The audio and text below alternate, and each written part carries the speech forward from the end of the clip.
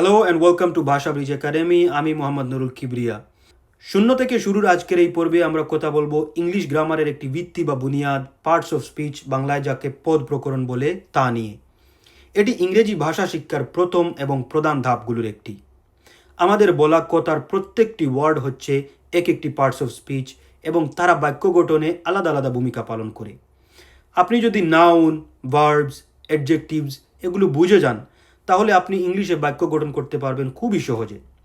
আমার এই ফ্রি কোর্সটি স্কুল কলেজ পড়ুয়া ছাত্রছাত্রী থেকে শুরু করে ফ্রিল্যান্সার, প্রবাসী কিংবা সাধারণ দর্শকদের জন্য যারা ইংরেজি ভালো করে বুঝতে ও বলতে চান এবং জীবনে উন্নতি করতে চান। আপনি যদি ইংলিশ একেবারে নাও বুঝেন, ভয়ের কিছু নেই।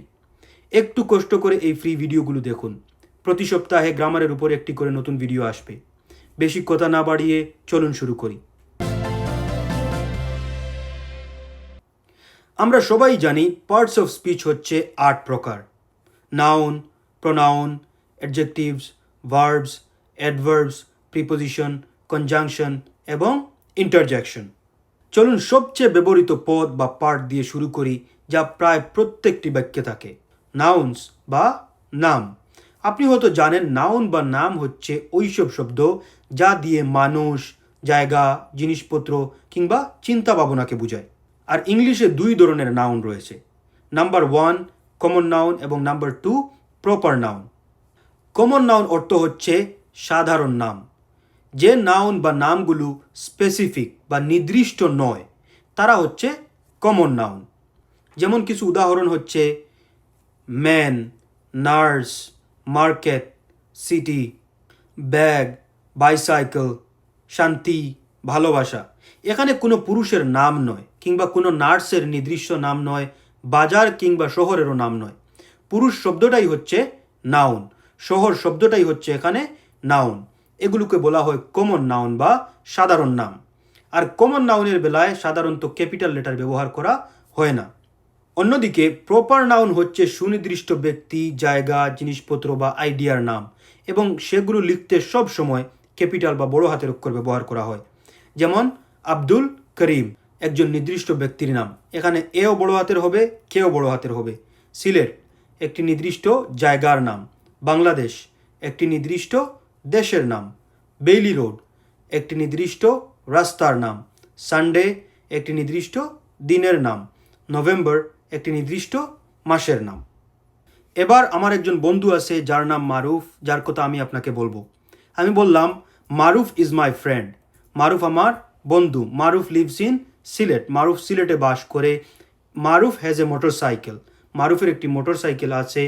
মারুফ told me that he wants to move to the US.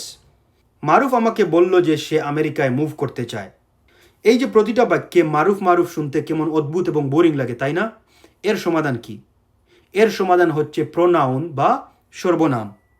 Pronoun হচ্ছে সেই শব্দ বা শব্দগুচ্ছ যা নাউনকে রিপ্লেস করে বা তার জায়গায় বসে। প্রোনাউন আমাদেরকে একই শব্দ বারবার ব্যবহার করা থেকে মুক্তি দেয় এবং কথার সৌন্দর্য বৃদ্ধি করে। এবার শুনুন, Maruf is my friend, he lives in Sylhet. Maruf আমার বন্ধু, সে সিলেটে বাস করে। He has a motorcycle, তার একটি মোটর সাইকেল আছে। He told me that he wants to move to the US. সে আমাকে বলল যে সে আমেরিকায় মুভ করতে চায়। আগের চেয়ে শতগুণ ভালো, রাইট?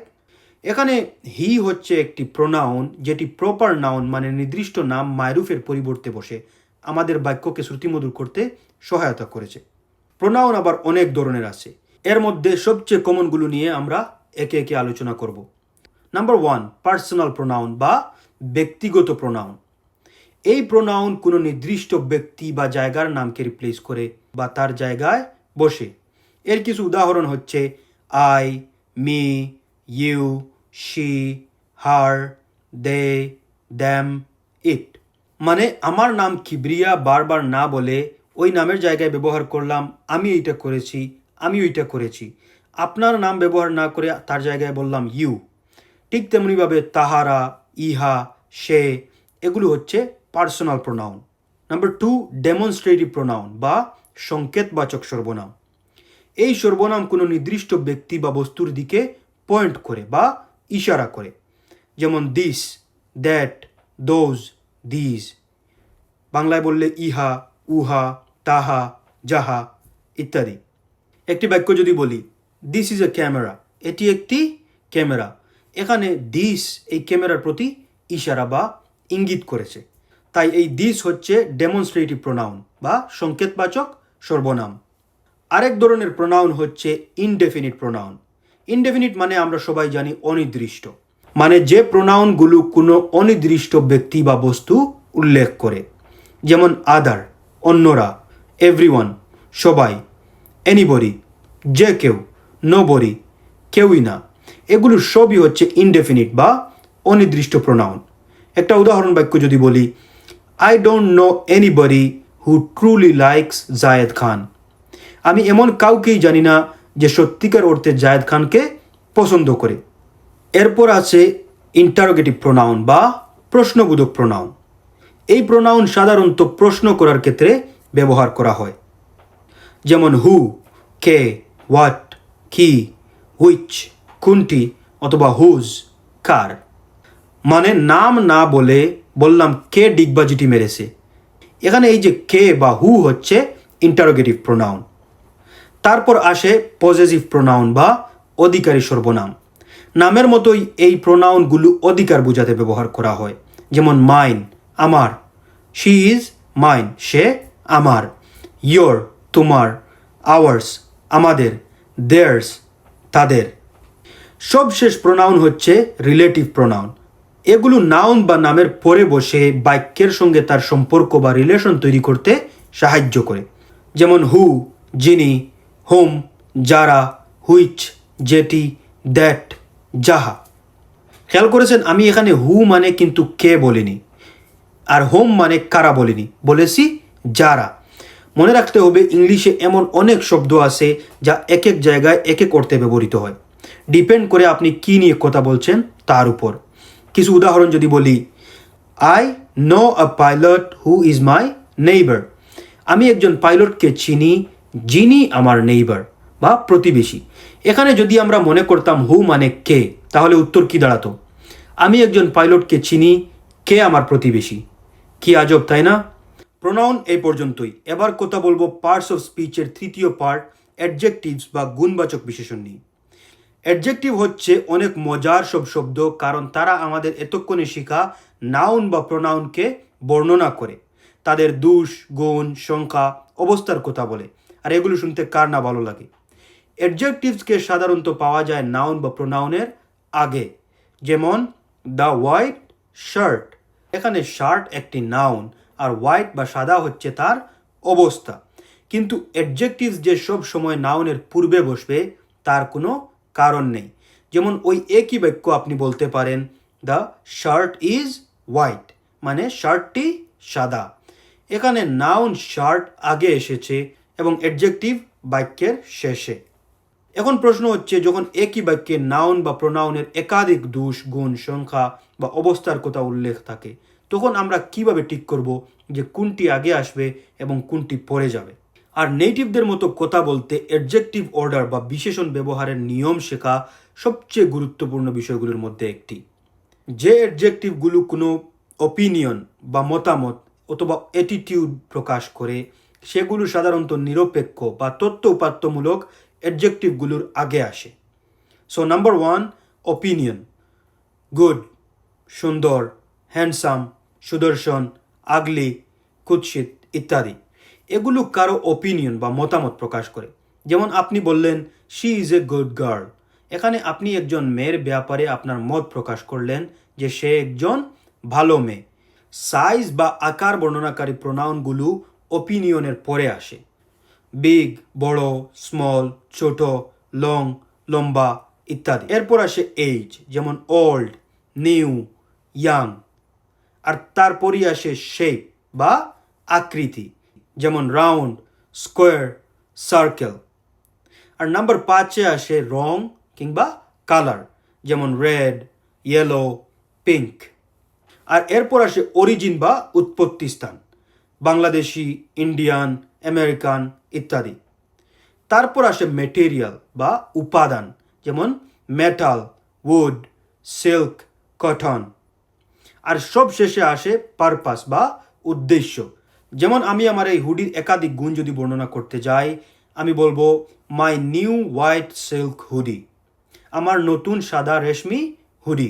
এখানে 3টি বিশেষণ আছে, নিউ বা নতুন, হোয়াইট বা সাদা, সিল্ক বা রেশম, কারণ এই 3টি আমার হুডির দোষ, গুণ এবং অবস্থা বর্ণনা করে। খেয়াল করলে দেখবেন আমি না চাইতেও অ্যাডজেক্টিভ অর্ডার বা নিয়ম পালন করেছি। এখানে প্রথমে এসেছে নিউ নতুন, তারপর এসেছে হোয়াইট কালার, আর তারপর এসেছে মেটেরিয়াল সিল্ক বা রেশম, কারণ আমার অভ্যাস হয়ে গেছে।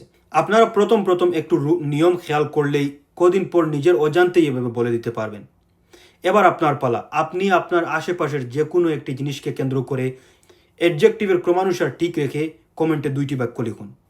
আমাদের নাউন, প্রোনাউন আর অ্যাডজেক্টিভ নিয়ে বোঝা শেষ। এখন শিখব তারা কিভাবে একসাথে মিলে কাজ করে। আর এর জন্য প্রয়োজন ভার্ব বা ক্রিয়া, যার আরেকটি অর্থ হচ্ছে কাজ।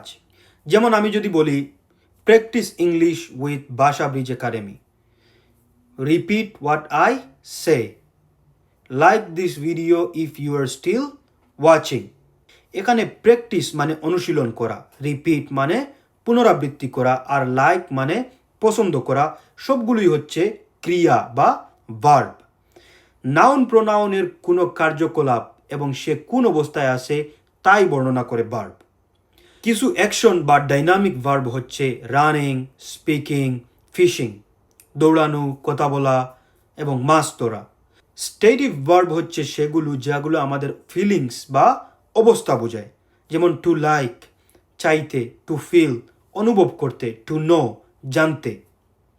আরও এক প্রকার ভার্ব আছে যার নাম অক্সিলিয়ারি ভার্ব। এটি এমন একটি ভার্ব যা মূল ভার্বের সাথে বসে বাক্যের অর্থ সম্পূর্ণ করে এবং মূল ভার্ব কি বোঝাতে চাইছে সে তার মুড, তার টেন্স বোঝাতে আমাদের সহায়তা করে। এই ভার্বগুলোকে হেল্পিং ভার্ব হিসাবেও উল্লেখ করা হয়। এগুলো হচ্ছে বি ভার্ব, হ্যাভ, ডু। একটা উদাহরণ যদি দেই, দ্য বুক ওয়াজ রিটেন, বইটি লেখা হয়েছিল। এখানে দ্য বুক হচ্ছে নাউন আর রাইট মানে লেখা, লেখা হচ্ছে একটি কাজ, এটি হচ্ছে মূল ভার্ব। আর ওয়াজ মানে ছিল, এটি অক্সিলিয়ারি বা হেল্পিং ভার্ব। একটু খেয়াল করুন, এখানে ওয়াজ বসার ফলে বাক্যের অর্থ তো সম্পূর্ণ হয়েছেই, সে মূল ভার্বের টেন্সও পরিবর্তন করে দিয়েছে। ওয়াজ বসার কারণে বোঝালো যে বইটি আগে লেখা হয়েছিল, দ্য বুক ওয়াজ রিটেন, আগে লেখা হয়েছিল। অন্য এক প্রকার ভার্ব আছে যার নাম মডেল অক্সিলিয়ারি ভার্ব। এই ভার্বগুলো মূল ভার্বের সাথে ব্যবহার করা হয় সম্ভাবনা বা সামর্থ্য এবং প্রয়োজনীয়তা দেখানোর জন্য। কয়েকটি কমন উদাহরণ হচ্ছে ক্যান, শুড, উড, মাস্ট, মে ইত্যাদি। একটি বাক্য যদি বলি শি ক্যান স্পিক 3 ল্যাঙ্গুয়েজেস, সে 3টি ভাষায় কথা বলতে পারে। এখানে স্পিক মানে কথা বলা হচ্ছে একটি কাজ বা ভার্ব, আর ক্যান ব্যবহার করা হয়েছে তার সামর্থ্য বোঝানোর জন্য, তাই এটি একটি মডেল অক্সিলিয়ারি ভার্ব। সবশেষ ভার্ব হচ্ছে ফ্রেজাল ভার্ব। এগুলো হচ্ছে 2টা বা তারও বেশি শব্দ, সাধারণত একটি ভার্ব এবং একটি প্রিপোজিশন একসাথে বসে একটি ভার্ব বা ক্রিয়ারূপে কাজ করে। যেমন give up, turn off, look for. এখানে গিভ মানে দেওয়া, যা একটি কাজ বা ভার্ব, আর আপ মানে উপরে। কিন্তু এই 2টি শব্দ মিলে একটি ভার্ব তৈরি করেছে যার অর্থ দাঁড়ায় হাল ছেড়ে দেওয়া। যেমন নেভার গিভ আপ, কখনো হাল ছেড়ে দিও না। এবার চলুন অ্যাডভার্ব নিয়ে কথা বলি। একেবারে সহজ ভাষায় অ্যাডভার্ব মানে হচ্ছে ওই শব্দ যা ভার্বের সাথে কোনো কিছু অ্যাড করে। যেমন আমি বলতে পারি আমি আপনাদেরকে ইংলিশ শেখাচ্ছি, আই এম টিচিং ইংলিশ। এখন যদি কেউ প্রশ্ন করে আমি কিভাবে ইংলিশ শেখাচ্ছি, তখন আসবে adverb. I am teaching English creatively, or I am teaching English nicely, অথবা I am teaching English happily. এই 3টি বাক্যের মধ্যেই ভার্ব বা কাজ হচ্ছে শেখানো বা টিচিং, আর এর সাথে যুক্ত হয়েছে ক্রিয়েটিভলি বা সৃজনশীলভাবে, নাইসলি সুন্দরভাবে, অথবা হ্যাপিলি খুশিভাবে বা খুশি মনে। এই যে শব্দগুলো টিচিং ভার্বের সাথে কোনো কিছু অ্যাড করলো, তাই এগুলোই হচ্ছে অ্যাডভার্ব। আপনারা কমেন্ট করে জানাবেন আমার ক্ষেত্রে কোনটি সঠিক। আরেকটি মজার বিষয় আপনি যদি খেয়াল করেন তাহলে দেখবেন নাইসলি, হ্যাপিলি এগুলো দিয়ে আমার শিক্ষকতার দোষ, গুণ বা অবস্থা বোঝাচ্ছে। আর আমরা কি শিখেছিলাম? দোষ, গুণ, সংখ্যা, অবস্থা কিসের মধ্যে পড়ে? অ্যাডজেক্টিভস। তার মানে কি দাঁড়ালো? অ্যাডভার্ব কখনো কখনো অ্যাডজেক্টিভস, অন্যান্য অ্যাডভার্বস, এমনকি সম্পূর্ণ বাক্যকেও বর্ণনা করে। যেমন unfortunately she is no more, দুর্ভাগ্যবশত সে আর বেঁচে নেই। এখানে আনফর্চুনেটলি এমন একটি অ্যাডভার্ব যা সম্পূর্ণ বাক্যের অর্থ নির্ণয় করে দিয়েছে। দুর্ভাগ্যজনক বলার পর আপনি যা বলবেন তা নিশ্চয়ই সুসংবাদ হবে না, তাই দুর্ভাগ্যজনক এই পুরো বাক্যের অর্থ নির্দিষ্ট করে দিয়েছে। অ্যাডভার্ব আবার 6 ধরনের হয়ে থাকে। নাম্বার 1, অ্যাডভার্ব অফ ম্যানার বা পদ্ধতি, যা বর্ণনা করে ভার্ব বা কাজটি কিভাবে সংঘটিত হয়। সাধারণত কিভাবে দিয়ে প্রশ্ন করলে যে উত্তর পাওয়া যায় তা হচ্ছে অ্যাডভার্ব অফ ম্যানার। যেমন কুইকলি, দ্রুততার সাথে; বিউটিফুলি, সুন্দরভাবে; শি সিংস বিউটিফুলি, সে সুন্দরভাবে গায়। এখানে কেউ যদি প্রশ্ন করে সে কিভাবে গায়? বিউটিফুলি বা সুন্দরভাবে। Number 2, adverb of time. একেবারে সহজ ভাষায় এই অ্যাডভার্ব বর্ণনা করে কখন কোনো কাজ সংঘটিত হয়। যেমন ইয়েস্টারডে, গতকাল; অল ডে, সারাদিন; টুডে, আজ; টুমোরো, আগামীকাল ইত্যাদি। একটি উদাহরণ যদি বলি, আই মেট হার ইয়েস্টারডে, আমি তার সাথে গতকাল দেখা করেছিলাম। এখানে দেখা করা একটি কাজ, তাই এটি কি? ভার্ব। আর ইয়েস্টারডে বা গতকাল উল্লেখ করে আমি তার সাথে কখন দেখা করেছিলাম, তাই ইয়েস্টারডে হচ্ছে একটি অ্যাডভার্ব। আরও নির্দিষ্ট করে বললে অ্যাডভার্ব অফ টাইম। নাম্বার 3 হচ্ছে অ্যাডভার্ব অফ প্লেস বা জায়গার অ্যাডভার্ব। এটি সিম্পলি বর্ণনা করে কোথায় কোনো ঘটনা সংঘটিত হয়েছে। যেমন এভরিওয়্যার, সব জায়গায়; হিয়ার, এখানে; আউটসাইড, বাইরে; ইনসাইড, ভিতরে ইত্যাদি। একটি উদাহরণ হচ্ছে, the cat slapped outside the house, বিড়ালটি ঘরের বাইরে শুয়েছিল। এখানে শুয়ে থাকা হচ্ছে একটি কাজ বা ভার্ব, আর আউটসাইড শব্দটি বর্ণনা করে সে কোথায় সেই কাজটি করেছিল, তাই এটি একটি অ্যাডভার্ব। আরও নির্দিষ্ট করে বললে এটি অ্যাডভার্ব অফ প্লেস। তারপর হচ্ছে অ্যাডভার্ব অফ ডিগ্রি বা পরিমাণ। এটি অ্যাডজেক্টিভ অথবা ভার্বের তীব্রতা বা মাত্রা বর্ণনা করে। যেমন সো, ভেরি, এক্সট্রিমলি ইত্যাদি। আমরা যদি বলি হি ইজ ভেরি হ্যাপি, এখানে ভেরি শব্দটি তার খুশির মাত্রা বা পরিমাণ বোঝাচ্ছে, তাই ভেরি হচ্ছে অ্যাডভার্ব অফ ডিগ্রি। 5 নাম্বার হচ্ছে অ্যাডভার্ব অফ ফ্রিকোয়েন্সি। সহজ ভাষায় বললে এই অ্যাডভার্বের কাজ হচ্ছে কোনো কাজ বা ভার্ব কতবার ঘটে তা বর্ণনা করা। যেমন অলওয়েজ, নেভার, সামটাইমস, ইউজুয়ালি ইত্যাদি। একটি উদাহরণ যদি বলি, I always go to the মসজিদ, মানে আমি সর্বদা মসজিদে যাই। এখানে অলওয়েজ হচ্ছে অ্যাডভার্ব অফ ফ্রিকোয়েন্সি। নাম্বার 6 হচ্ছে কনজাংটিভ অ্যাডভার্ব। এটি এমন একটি অ্যাডভার্ব যা স্বাধীন দুটি বাক্যকে সংযুক্ত করে। যেমন হাউএভার, যাই হোক; দেয়ারফর, যে কারণে; ইনস্টেড, পরিবর্তে ইত্যাদি। একটি উদাহরণ যদি দেই, he studied hard, therefore he passed the exam, সে প্রচুর পড়াশোনা করেছিল বিধায় সে পরীক্ষায় উত্তীর্ণ হয়। এখানে হি স্টাডিড হার্ড একটি আলাদা বাক্য এবং সে পরীক্ষায় উত্তীর্ণ হয় আরেকটি আলাদা সম্পূর্ণ বাক্য। এদের মাঝে দেয়ারফর বসে তাদের মাঝে সম্পর্ক স্থাপন করেছে। অ্যাডভার্ব নিয়ে তো অনেক কথা হলো, এবার চলুন কথা বলি আমাদের পরবর্তী পার্টস অফ স্পিচ নিয়ে, আর তা হলো প্রিপোজিশনস। প্রিপোজিশনস নাউন বা প্রোনাউনকে একটি বাক্যের অন্য সব শব্দের সাথে কানেক্ট করে বা তাদের সম্বন্ধ স্থাপন করে। যেমন in, on, at, before, after ইত্যাদি। I put the keys on the table, এখানে অন কি বা চাবির সাথে টেবিলের সম্পর্ক স্থাপন করেছে। আরেকটি সহজ উদাহরণ বলি, হি কেম ফ্রম ইংল্যান্ড, এখানে হি কেম মানে সে এসেছে, এটি একটি শব্দগুচ্ছ। আর ইংল্যান্ড হচ্ছে একটি দেশের নাম বা নাউন।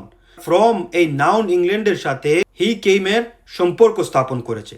প্রিপোজিশন অনেক ইংলিশ লার্নারদের সবচেয়ে অপছন্দনীয় পার্টস অফ স্পিচগুলোর একটি, কারণ এটি একটু ট্রিকি হয়। তবে ভয়ের কিছু নেই, আমি একেবারে সহজ করে বুঝিয়ে বলছি। প্রিপোজিশন প্রধানত 4 ধরনের হয়ে থাকে। নাম্বার 1 হলো প্রিপোজিশন অফ টাইম। কোনো ঘটনা কখন বা কতক্ষণ ধরে ঘটেছে তা স্পষ্ট করে বলতে এই প্রিপোজিশন ব্যবহার করা হয়। কয়েকটি প্রিপোজিশন অফ টাইম হচ্ছে অ্যাট, ফর, সিন্স ইত্যাদি। যেমন I will meet you at 5 PM, আমি তোমার সাথে ঠিক 5টায় দেখা করব। এখানে এট দেখা করার সময়টাকে নির্দিষ্ট করে দিয়েছে, তাই এই এট হচ্ছে প্রিপোজিশন অফ টাইম। এরপর হচ্ছে প্রিপোজিশন অফ প্লেস, এটি কোনো কিছুর অবস্থান নির্দেশ করে। আন্ডার, ওভার, ইন, অন এগুলো হচ্ছে প্রিপোজিশন অফ প্লেসের উদাহরণ। যেমন the mouse is under the bed, ইঁদুরটি খাটের নিচে রয়েছে। এখানে আন্ডার শব্দটি ইঁদুরের অবস্থান নির্দেশ করে। নাম্বার 3 হচ্ছে প্রিপোজিশন অফ ডাইরেকশন। এই প্রিপোজিশনটি কোনো নাউন বা প্রোনাউনের গতি বা গন্তব্য বোঝাতে ব্যবহৃত হয়। যেমন টু, টুয়ার্ড, ইনটু, অ্যাক্রস ইত্যাদি। She walked toward the building, say building বা দালানের দিকে হেঁটে গেল। এখানে টুয়ার্ড দ্বারা তার ডাইরেকশন বা গতি বোঝাচ্ছে, তাই এটি হচ্ছে প্রিপোজিশন অফ ডাইরেকশন। আমরা একটু আগেই পড়েছিলাম অ্যাডভার্ব অফ ম্যানার, আর অ্যাডভার্ব অফ ম্যানারের মতোই আসে প্রিপোজিশন অফ ম্যানার। আর এই অ্যাডভার্ব অফ ম্যানারের মতোই প্রিপোজিশন অফ ম্যানারও কোনো কাজ কিভাবে বা কি দিয়ে সম্পাদন হয় তা উল্লেখ করে। সাধারণত বাই, লাইক, উইথ এই শব্দগুলো দিয়ে প্রিপোজিশন অফ ম্যানার গঠিত হয়। যেমন হি সোয়াম বাই দ্য ব্রিজ, সে সেতুর পাশ দিয়ে সাঁতার কেটেছিল। এখানে বাই হচ্ছে একটি প্রিপোজিশন অফ ম্যানার। এবার কথা বলবো কনজাংশন নিয়ে। কনজাংশন হচ্ছে এমন সব শব্দ যা দুই বা ততোধিক বাক্য বা বাক্যাংশকে সংযুক্ত করে বাক্যটিকে আরও সুন্দর এবং সাবলীল করে তোলে। কনজাংশন আবার 3 ধরনের রয়েছে। এর মধ্যে সবচেয়ে বেসিক এবং সবার কাছে পরিচিত কনজাংশনগুলোর নাম হচ্ছে কোঅর্ডিনেটিং কনজাংশন। আপনার কাছে যখন দুটি জিনিসের গুরুত্ব সমান, কোনোটি অন্যটির চেয়ে কম বেশি প্রিয় বা অপ্রিয় নয়, তখন তাদের মধ্যে সম্পর্ক দেখানোর জন্য আপনি ব্যবহার করেন এই কনজাংশন। যেমন আপনি মাছ এবং মাংস দুটি সমানভাবে পছন্দ করেন, তখন আপনি কি বলবেন? I like fish and meat. এই যে ফিশ আর মিটের মধ্যে অ্যান্ড ব্যবহৃত হয়েছে। এই কনজাংশনগুলো মনে রাখার জন্য আছে একটি মজার সংক্ষিপ্ত রূপ, আর তা হচ্ছে ফ্যান বয়েজ। ফর, অ্যান্ড, নর, but, or, yet, so, fan boys. Number 2 হচ্ছে কোরোলেটিভ কনজাংশন। এই কনজাংশনও দুইটি সমান গুরুত্বসম্পন্ন বাক্য বা বাক্যাংশকে সংযুক্ত করে। শুধু পার্থক্য হচ্ছে কোঅর্ডিনেটিং কনজাংশনে থাকে একটি শব্দ, আর এই কোরোলেটিভ কনজাংশনে থাকে দুইটি শব্দ। যেমন ইদার অর, এইটা অথবা ওইটা। নিদার নর, এইটাও না ওইটাও না। একটি সেন্টেন্স দিয়ে যদি বলি I will have either ice cream or cake, আমি হয় আইসক্রিম খাবো না হয় কেক খাবো। এখানে আমার কাছে কোনোটি একটার চেয়ে অপরটি বেশি গুরুত্ব পায়নি, হয় আইসক্রিম না হয় কেক। তাই কেক এবং আইসক্রিমকে মিলাতে ব্যবহৃত হয়েছে ইদার অর। এরপর আসে সাবঅর্ডিনেট কনজাংশনস। সাবঅর্ডিনেট অর্থ আমরা জানি অধীনস্থ, আর এই কনজাংশনের কাজ হচ্ছে একটি অসম্পূর্ণ বাক্য বা বাক্যাংশকে একটি পূর্ণ বাক্য বা বাক্যের অংশের সাথে সংযুক্ত করা।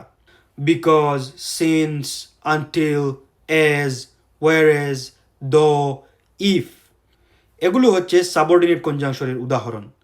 একটি বাক্য যদি বলি I went to the store because I needed milk, আমি দোকানে গিয়েছিলাম কারণ আমার দুধের প্রয়োজন ছিল। এখানে যদি খেয়াল করেন আই নিডেড মিল্ক মানে আমার দুধের প্রয়োজন ছিল, এটি একটি অপূর্ণ বাক্য, কারণ এর দ্বারা মনের ভাব সম্পূর্ণরূপে প্রকাশ পায় না। প্রশ্ন থেকে যায় যে দুধের প্রয়োজন কেন হয়েছিল। তাই বিকজ এখানে একটি সাবঅর্ডিনেট কনজাংশন। কনজাংশন ব্যবহার ছাড়া আমাদের মনের ভাব সম্পূর্ণরূপে প্রকাশ করতে অনেকগুলো আলাদা আলাদা সম্পূর্ণ বাক্য বলতে হয়, আর এ কারণেই সহজে মনের ভাব প্রকাশের জন্য আপনি বলার কিংবা লেখার সময় কনজাংশনগুলো অনেক বেশি ইউজ করে থাকবেন। চলে এসেছি একেবারে লাস্ট পার্ট অফ স্পিচে, আর তা হচ্ছে ইন্টারজেকশনস। ইন্টারজেকশনস হচ্ছে ওইসব শব্দ বা শব্দগুচ্ছ যা হঠাৎ আবেগ, অনুভূতি বা বিস্ময় প্রকাশ করে। যেমন ওয়াও, ব্রাভো, আহ ইত্যাদি। আপনি চলতে গিয়ে কোথাও পড়ে গিয়ে ব্যথা পেলেন, আপনার কি রিয়াকশন হবে? আউচ অথবা আউ। আর আমরা সিলেটি ভাষায় যদি বলি ও মাই গো। ঠিক তেমনি আপনি কোনো কিছুতে বিস্মিত হয়ে বলবেন ওয়াও, দ্যাটস ইনক্রেডিবল। আপনি রাস্তায় হাঁটার সময় একটি মৃত জন্তু দেখতে পেলেন, আপনার রিয়াকশন কি হবে? ইউ অথবা ইয়াক। এই শব্দগুলোই হচ্ছে ইন্টারজেকশনস। এই ক্লাসটি অনেক লম্বা ছিল, অনেকে মনে মনে বলতেছেন ইটস জাস্ট টু লং। যাই হোক, আপনি একদিনে মাস্টার হয়ে যাবেন এমন না। আজ আপনি পরিচিত হলেন সবগুলো পার্টস অফ স্পিচের সাথে। এখন যদি আপনি নিজের থেকে একটু ঘাটাঘাটি করেন, তাহলে আপনার কাছে সবগুলো পার্টস অফ স্পিচ পরিচিত মনে হবে। এভাবে সবগুলো ক্লাস মন দিয়ে ইচ্ছার বিরুদ্ধে লড়াই করে কোনো ফানি মিমস অথবা হাসির ভিডিও দেখার ইচ্ছাকে দমিয়ে রেখে পুরো কোর্সটি প্রতি সপ্তাহে দেখেন। আমি গ্যারান্টি দিয়ে বলতে পারি, এই ফ্রি কোর্স শেষ হতে হতে আপনি হয়ে উঠবেন একজন ইংলিশ এক্সপার্ট।